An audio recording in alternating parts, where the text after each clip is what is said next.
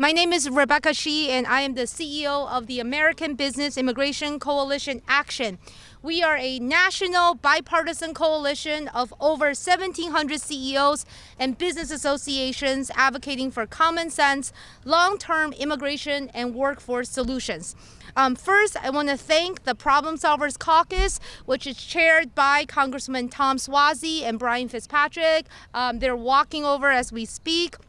And the bipartisan members, really grateful for Congresswoman Gillen, who's already here with us, and the chief sponsor of the Dignity Act, which you will hear from in a little while, Maria Salazar. Their bipartisan leadership is exactly what our country needs. Today, we are proud to announce the Housing Affordability Tour, with the Structural Building Components Association, the leaders that you see behind me, because housing across America is unaffordable, and the answer is the Dignity Act. Right now, our workforce faces a crisis that is actively driving up the cost of housing. The U.S. housing market is short an estimated 3.7 million homes. We cannot build our way out of this shortage. Because the construction industry relies on immigrants, over 26% of overall construction workforce are immigrants, and over 50% of all critical trades like drywallers and roofers are immigrants. The aggressive enforcement, the court challenges to temporary protected status, and severe DACA work authorization delays are removing thousands of long-term, highly vetted and skilled professionals from the construction workforce. The result? Housing projects stall, costs skyrocket, housing supply decreases, and Americans are forced to pay the high prices for their homes. The Dignity Act is absolutely vital to lowering home prices for Americans by providing a legal pathway and stable work permits for long-term contributors. It secures the skilled labor pipeline required to ramp up home building. The president has successfully secured the border. It is past time to secure our workforce. Together with the Structural Building Components Association, we are kicking off the Housing Affordability Tour with events across the country to build support for the Dignity Act. Let's protect our economy, build quality and affordable housing, and lower costs for all Americans.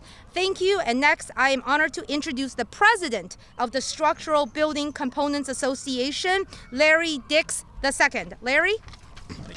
Woo-hoo. Yay, yay! Well, good morning. Thank you for having me today. My name is Larry Dix. I'm the president of the Structural Building Association. Components Association. I myself am a component manufacturer in Virginia. It's a 26-year family business.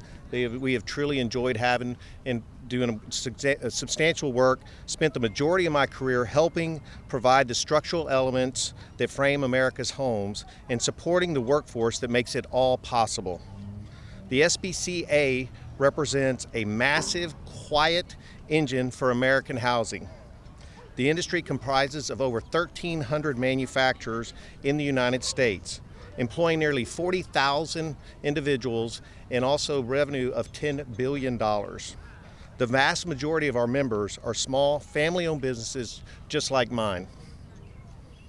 Every single day, we work very hard, hand in hand with builders, to frame homes more efficiently, safely, and cost-effectively. In fact, approximately 73% of homes are built with trusses in America, manufactured by companies like ours. Off-site component manufacturing helps builders use labor more efficiently, reduces material cost, and shortens construction timelines, and ultimately helps make housing more attainable for the American dream affordability. But we cannot build these number of homes without a strong, reliable workforce. The reality is that foreign-born workers play an indispensable role throughout the entire supply chain, including the component manufacturing facilities and on job sites across the country. These workers help our members meet demand, keep projects moving, and support local economies. This is why today SBCA is incredibly proud to partner with American Business Immigration Coalition to officially endorse the Bipartisan Dignity Act and launch our National Housing Affordability Tour. Through the tour, we are going to open the doors to all of our facilities across the country to members of Congress. We want policymakers to see firsthand how new homes are built, the workforce challenges our members face, and the direct connection between workforce stability, housing supply, and consumer affordability. If we are serious about increasing housing supply and lowering costs for our families, we must support policies like the Dignity Act that help ensure the construction industry has the workforce it needs to build homes. To that end, I would like to extend our deepest thoughts and thank yous for the champions who are leading this charge on this vital bipartisan, and thank you to all the Congress for doing all this, the House. And I will turn this over to our Advocacy Chair, Chris Tachi. We're gonna just have the co-chair of the Problem Solvers Caucus, because we're so grateful for their support of the Dignity Act, Mr. Tom Swazi. Okay, thank you, Rebecca. So just so everybody knows, the Problem Solvers are 46 members of Congress, 23 Democrats, 23 Republicans who try to break through some of the toxicity here in Washington, D.C. to actually find common ground to get things done. And one of the things that we've done recently as a group is we've endorsed the Dignity Act. We have to recognize the fact that I'm a Democrat, and I'll say something that most Democrats probably wouldn't want me to say. But the president was right that we needed to secure the border. The president was right that we need to go after violent criminals. The president was right that we need to go after the cartels, but he's squandering that success by not addressing these very real problems that exist in our society right now, with so many families getting broken up, so many people that go to work every single day, work hard, have been here for 10, 20, 30 years, and are living in fear, and they can't do the jobs that are necessary for us to secure the workforce in the United States of America. Let's build a coalition of people like Rebecca Shee and the American Business Immigration Council that are working together to say business needs these workers, the economy needs these workers. Let's bring in badges. Let's bring in law enforcement who says we don't want to push people underground so they're afraid of law enforcement. Business, badges, and the Bible. Let's bring people who actually care about other people, who want people to be treated with human dignity. My father was born in Italy. He lived a great American success story. First kid in the neighborhood to go to college, fought in World War II, got the Distinguished Flying Cross as a navigator on a B-24, came back and went to Harvard Law School. Couldn't get a job at a law firm because the Italians were discriminated against in the 1940s. Even though he went to Harvard Law School, he had to start his own law firm in our hometown of Glen Cove. And at 28 years old, he ran for city court judge of our hometown of Glen Cove and became the youngest judge in the history of New York State. This is a great country, and immigrants are such an essential part of this country, of making this country the great country that it is and will always be. But to do that, we need to embrace these valuable people that live in our communities, that do the hard work, that make our communities work. So I'm so excited to be here today with the American Business Immigration Council, with Maria Salazar, who's one of the main sponsors of the Dignity Act, my colleague Laura Gillen from Long Island, who shares a lot of the same feelings that we all do. Let's all work together. Let's build this coalition, business being such an important part of the coalition, to say we need to secure the workforce and to treat people with dignity. Thank you very much. Thank you so much, and we're so grateful for the Bipartisan Problem Solver Caucus's support. Next, I'm honored to introduce Congresswoman Laura Gillen from Long Island, New York. Thank you. Good morning. It is a pleasure to be here with all of you this morning. I'm Congresswoman Laura Gillen from New York, and I came to Congress to work across the aisle to fix our broken immigration system. I'm proud to have helped introduce the Bipartisan Dignity Act, which will reform immigration, grow our economy, and create jobs. Thank you to ABIC Action and SBCA for organizing this event today. Your support for the Dignity Act shows how this bill will help benefit so many key industries across our economy. I was proud to be an original co-sponsor of the Dignity Act led by Congresswomen Escobar and Salazar, and I'm glad that the Problem Solvers Caucus has officially thrown its support behind this bill. It's rare to get bipartisan agreement on anything these days, especially a hot-button topic like immigration. After 30 years of inaction from both parties, this bill offers the common sense solutions to solve the crisis that is hurting the American people. We cannot afford to not take action. Right now, we're facing a construction workforce shortage and sky-high housing costs. The Dignity Act will help deliver relief to this situation. On Long Island, we feel this crisis acutely. The average cost of a Long Island home has skyrocketed past $700,000, and in many neighborhoods, it's even higher. We see the heartbreaking reality that seniors, young adults, and working families cannot afford to stay where they grew up and raise their families. They are being priced out of their own communities because our housing supply cannot meet demand. We have the lack of opportunities in the workforce to build new homes, projects are delayed, supply plummets, and costs skyrocket even further. The Dignity Act provides a renewable work authorization for hardworking, tax-paying, vetted individuals who have already been here for more than 5 years. This is not a fast pass to legal status for businesses or workers to abuse. That's why this bill mandates E-Verify to ensure that businesses hire workers legally. It will strengthen our workforce and the construction industry, helping meet demand and drive down the cost of new homes and new projects. Recently, I've heard from countless local business owners who are the backbone of Long Island's economy, and they all are telling me the same thing. Without a stable workforce, they cannot sustain their businesses or grow. That is why the Dignity Act is so critical. The American people are tired of inaction to fixing our immigration system. They want a secure border and a tough but fair process for those who follow the law and give back to our country. The Dignity Act delivers both, helping our businesses, our communities, and making it easier to build more housing so the next generation can afford the American dream of owning a home. Thank you so much, and I turn it back to you. Thank you so much, Congresswoman, especially also your leadership on TPS with Congressman Lawler, so really appreciate it. Next, I'm honored to introduce the champion, the chief sponsor of the Dignity Act, Congresswoman Maria Salazar. Thank you. Thank you. Pleasure to be here with the members of the news media. Thank you very much for showing up. That way our colleagues know what's happening, leadership in both parties.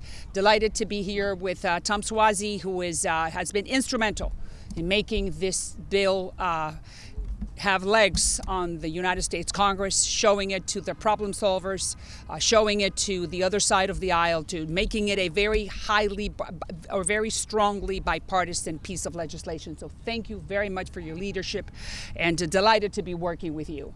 And to Congressman Carvajal, who's behind me, thank you very much for joining us. Same to Laura Gillen. We need a bipartisan vehicle, piece of legislation, so our President Trump, can have an instrument so he can put an end to this immigration chaos that we've had for 40 years. It's time to fix the immigration situation. And now that there are so many sectors that are affected by not having clear laws on the books, and one of them is the construction sector, the construction industry. I'm just going to give few remarks and give some stats that will prove to you that what we're trying to do is good for the American average citizen.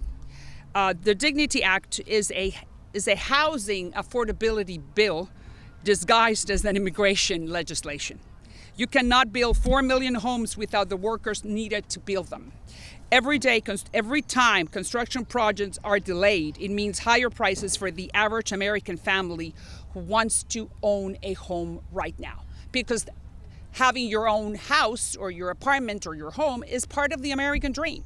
So I always say that this is the Dignity Act to give dignity back to that average American family.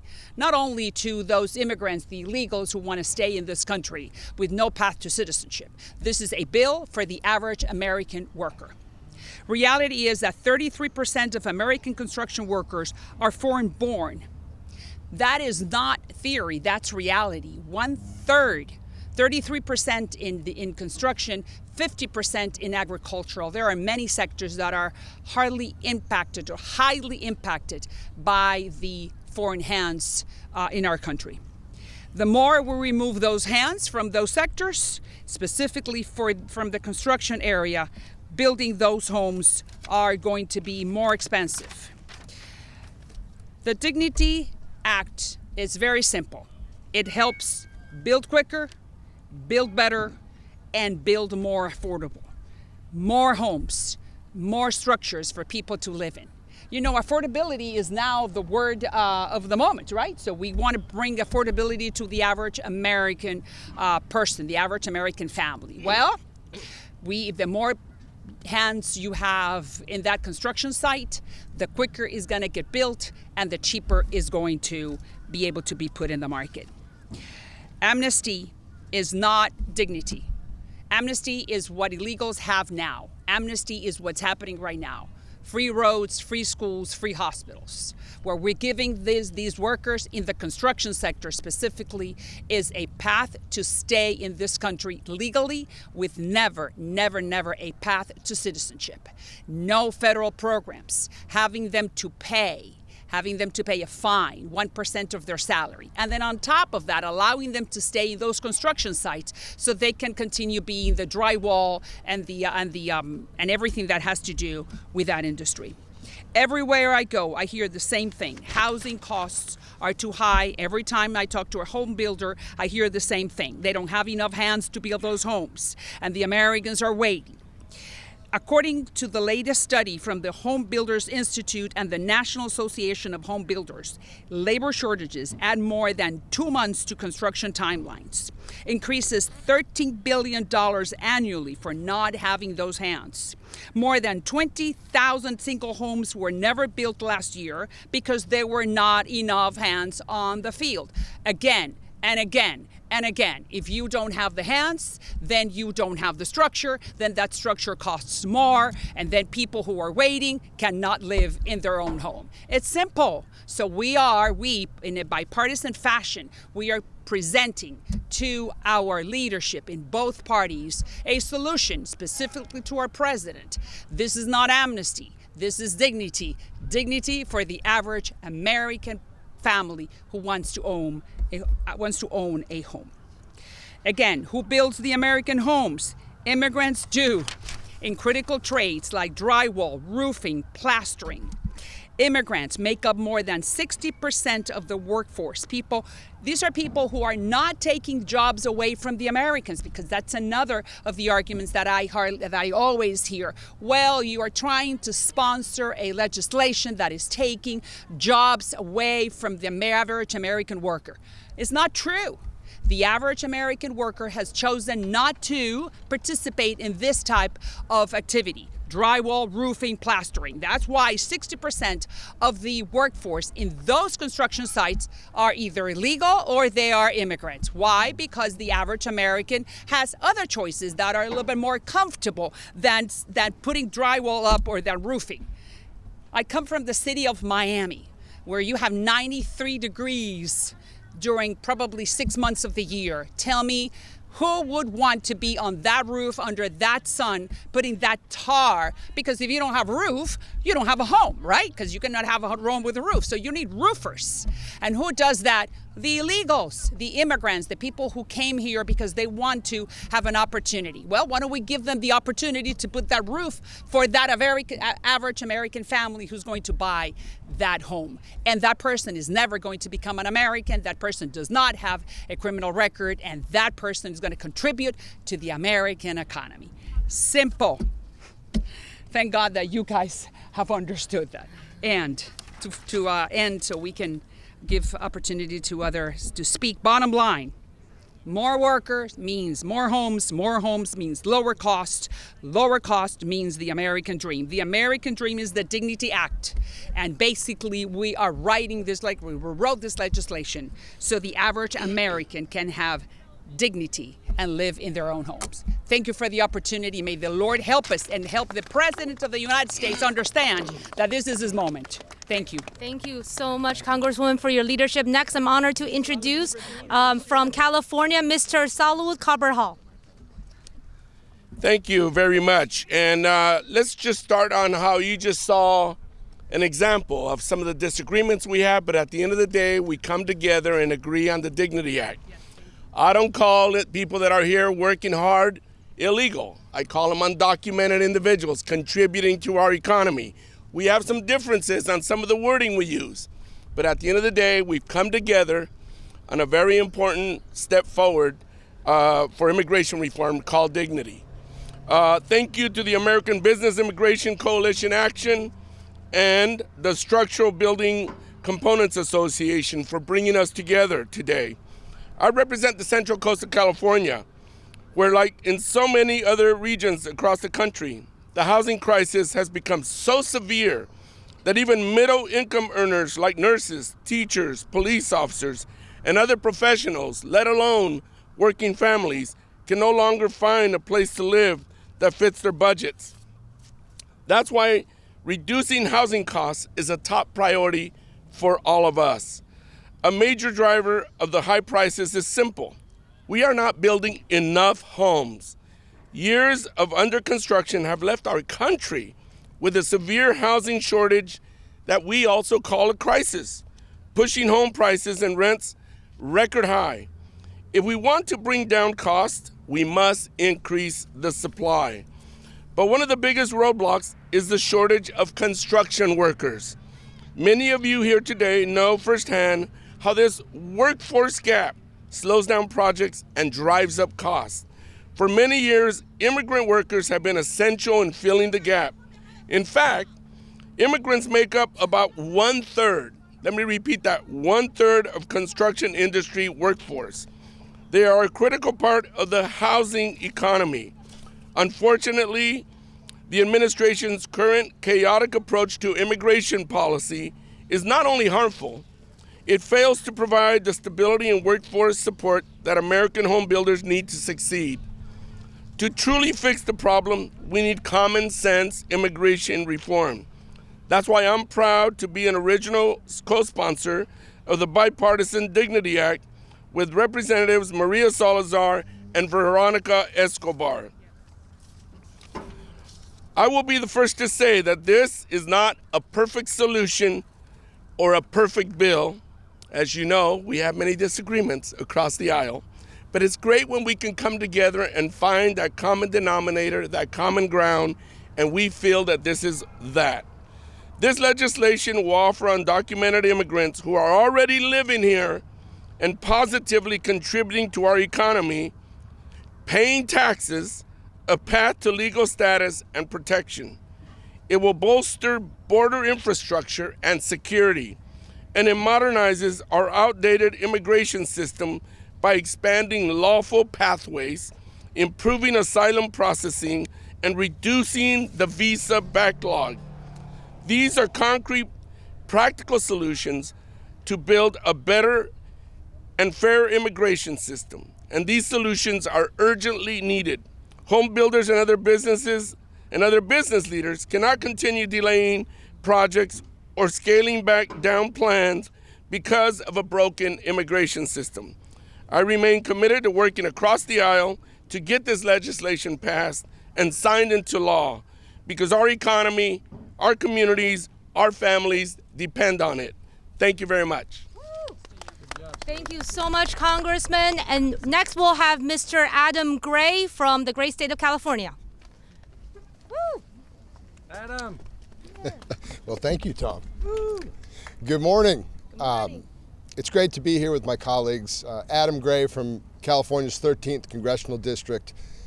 I represent the largest and most productive agricultural region in the world. And I underscore that. We feed most of not only this country, but much throughout the world.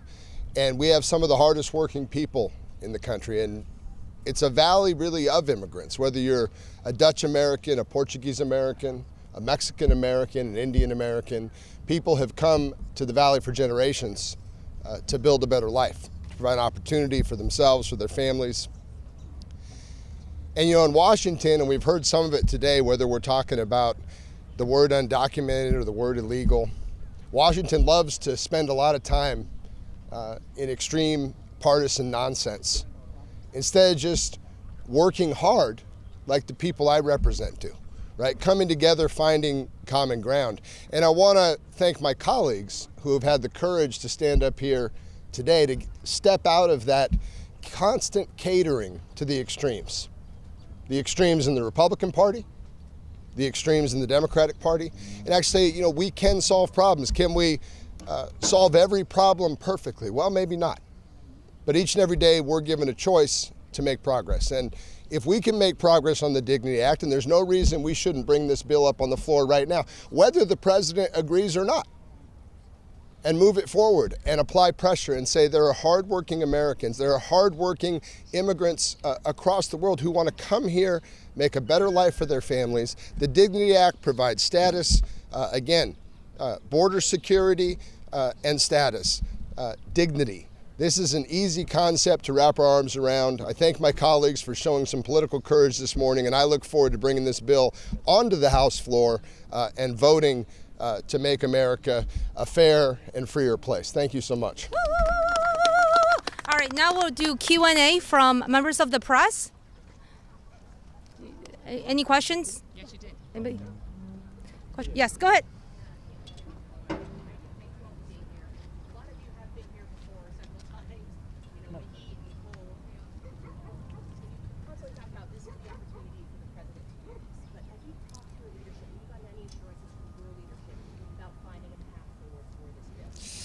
You know how many times Ronald Reagan presented the legislation that finally was signed into law? Simpson-Mazzoli? How many times? 3 times, right? 3 times. So we are doing very well. We are doing well. I mean, passing a massive bill like this one, fixing a problem 40 years where everyone has a different opinion of what the word dignity means. We're right on time. Because that's why I always say, we have a big leader in the White House called Donald Trump, who can definitely push this forward within the United States House of Representatives, the Senate, and sign it. He can. And that's why I've been telling the White House, and I've been, everyone is very courteous. Everyone has received this legislation well. I cannot say that, I've had you've seen it, I've had some great pushback from my own colleagues within the GOP conference in the House of Representatives. Welcome to democracy. This does not happen in Iran, right? We have the Ayatollahs have the final word. So I understand it's uncomfortable, but it's beautiful. It will get done, and it depends on the president. And he is instrumental in this war. Let me just say that what Adam Gray said about, so many of us pandering to the base, the extremes on the right, the extremes on the left. I think that most Americans, and quite frankly, most members of Congress are sick of that. Yes. And I think the closer we get to November, the more, and past the primaries, where people are worried about the base voting in the primaries, the more likely we're going to be able to try and find some compromise to get something done here. The president could have a great legacy on this issue with securing the border and going after people that have committed violent crimes. But it's being squandered right now. He's squandering his legacy by these, masked men breaking windows and people's families getting broken up. And if we can figure out how to promote the Dignity Act or legislation similar to that, where people are legalized and are able to work here and stop living in fear and stop having families separated from each other, the president could accomplish something very great for our country and for our legacy and for his legacy. And I think it would be a tremendous amount of bipartisan support for that. I don't think it's going to be originated from the leadership of the House or the Senate. I think it's going to come the president recognizing that this is a problem in our country. Affordability is the one we're talking about today. Affordability of housing today needs to be addressed. And we need these immigrants to have legal work authorization to help lower the cost of housing. And if he wants to address those issues, secure his legacy, and get a huge bipartisan win, he'll push forward the Dignity Act. And I agree with what he is saying. He comes from New York. He knows what he's talking about. We're giving both bipartisan, Dems and Republicans, we're giving President Trump And he could be for immigration what Lincoln was for slavery. He could be for immigration what Lincoln was for slavery and Reagan was for communism.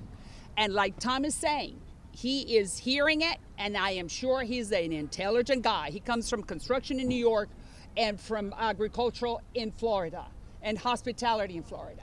So this is the message that we're sending to the president. It's time, like Tom said, it's time for you to secure your legacy. Why don't you just say it one more time? So I'm sure that they will pick it up. Right now, the president has secured the border. He's gone after people that are violent criminals, and I think that most Americans agree with that. But he's squandering his legacy. He's squandering his success by having these masked men and breaking down houses and breaking up families. He's blowing it. Yes. And he can secure his legacy if he would pass legislation to legalize people, to give them a sense of dignity and a lack of having to fear their own government. And he will secure his name in the history books for the next 100 years. Any other questions? Other questions you want to bring up? No? Okay. I know the members are available for one-on-one. And just to conclude our press conference, I am honored to introduce Chris Tate, who is the past president of the National Framers Council, a board member with SBCA, and a Wisconsin-based framer. Chris? Thank you, Rebecca. Morning, everyone. My name's Chris Tachi. I'm a framing contractor based in Wisconsin. I'm the chair of the SBCA's Advocacy Committee and currently serving on the board of directors for the Structural Building Components Association as liaison for the National Framers Council. Through my work in the framing industry, I work closely with builders, component manufacturers, and construction crews in the Midwest. And I see firsthand the workforce challenges facing our industry. Larry laid out the critical role manufacturing plays in our industry. On the framing and installation side, we know that building a home takes a team of skilled tradespeople: framers, component manufacturers, plumbers, electricians, HVAC technicians, and many others all play a role turning a house into a home where families can create memories, build their lives, and grow together. But right now there's a bottleneck on the ground. But right now the biggest bottleneck on the ground is finding enough people to do the heavy lifting that makes the American dream of owning a house possible. Many experienced tradespeople are nearing retirement, and we're simply not attracting enough people into the skilled trades to replace them. And I see this every day. As a result, labor shortages continue to affect construction projects across the country. When projects take longer to complete, costs increase, and when housing takes longer to build, it takes longer for families to get access to the homes they need. Foreign-born workers are a vital part of the construction workforce. They help keep projects moving, help contractors meet demand, and help address workforce shortages that affect every segment of the industry. At the same time, we need to continue investing in the future of the trades. One of the most important aspects of the Dignity Act is addressing national security concerns. It helps strengthen the workforce our economy depends on and helps establish a pathway to developing the next generation of skilled professionals. We need more people to see construction as a rewarding career path, just as I have, and to recognize the tremendous opportunities available in the skilled trades. Housing affordability is not just a financing issue or a materials issue, it's also a workforce issue. If we want to build more homes and make more housing attainable, we need bills like the Dignity Act to help strengthen the construction workforce today while building the next generation of skilled trade professionals for tomorrow. That's why the SBCA is proud to partner with the American Business Immigration Coalition and support the Dignity Act and launch our National Housing Affordability Tour. On behalf of the entire Advocacy Network, I want to extend our sincere gratitude to the lawmakers showing true leadership on this issue today. Thank you for standing up for American manufacturing, our tradespeople, and our home buyers. Thank you. This concludes our remarks today. If anyone's interested in speaking to some of the business leaders who are here, please catch us on the side. Thank you.